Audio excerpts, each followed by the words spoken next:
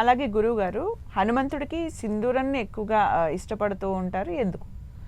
హనుమంతుడికి సింధూర లేపనం చేస్తే ఎప్పుడూ కూడా మనకి ఆనందం కలుగుతుంది అని చెప్తాం. ఎందుకు అంటే ఒకసారి పట్టాభిషేకం మొత్తం అయిన తర్వాత సీతమ్మ వారి దర్శనానికై హనుమంతుల వారు తన అంతఃపురంలోకి వెళ్తారు. వెళ్ళినప్పుడు సీతమ్మ వారు ఇక్కడ బొట్టు పెట్టుకుంటూ, ఇక్కడ కూడా నుదుటిన ఆడవారు వివాహం అయినటువంటి వాళ్ళు ఇక్కడ నుదుటిన పెట్టుకొని పాపడి దగ్గర కూడా పెట్టుకుంటూ ఉంటారు. అలా అమ్మవారు సింధూరం పెట్టుకుంటూ ఉంటే హనుమంతుడు చూస్తాడు. అది చూసి అమ్మవారిని అడుగుతాడు, అమ్మ మీరు ఎందుకు అక్కడ బొట్టు పెట్టుకుంటున్నారు, అక్కడ ఎందుకు అసలు ఆ సింధూరాన్ని అక్కడ ఎందుకు ధరిస్తున్నారు అని అడిగితే, ఏ భార్య అయితే నుదుటిన పాపడి దగ్గర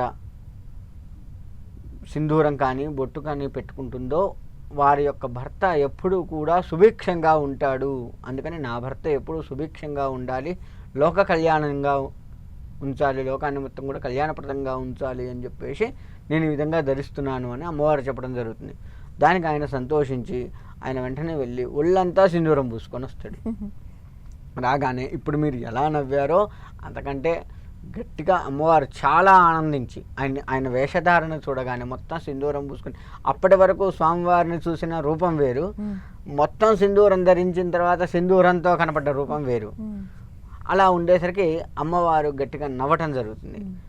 అప్పుడు అది చూసి ఆయన ఇంకా ఆనందపడతాడు. సీతమ్మ వారు ఆనందించింది అంటే హనుమంతుడికి ఇంకా ఆనందం కదా. అప్పటి వరకు ఆమెని మొట్టమొదటి చూసింది శోకంతో చూశారు కదా, ఆనందంతో చూసేసరికి ఆయన ఇంకా తృప్తిపడి అప్పుడు అమ్మవారు స్వామివారు హనుమంతుడును సీతమ్మవారు ఇద్దరూ కూడా అభయమిస్తారు. ఎవరైతే నీకు ఈ విధంగా సింధూరంతో అర్చన చేస్తారో, ఎవరైతే నీకు సింధూర లేపన చేస్తారో వారికి ఎప్పుడూ కూడా ఆనందం ఉంటుంది, వారి వెంట వారికి ఎక్కడా కూడా దుఃఖం రాదు అని చెప్పేసి సీతమ్మవారు అభయమిస్తుంది. దానికి హనుమంతుల వారు కూడా అమ్మవారు చెప్పినట్లుగా నాకు ఈ విధంగా అర్చన చేస్తే తప్పకుండా వారికి ఆనందానికి నేను తోడై ఉంటాను అని చెప్పేసి స్వామివారు కూడా అభయమిస్తాడు. కాబట్టి అప్పటి నుంచి మనకి ఈ హనుమంతుడికి సింధూరంతో అర్చన అభిషేకాలు చేయడం ఆనవాయితీగా వచ్చింది.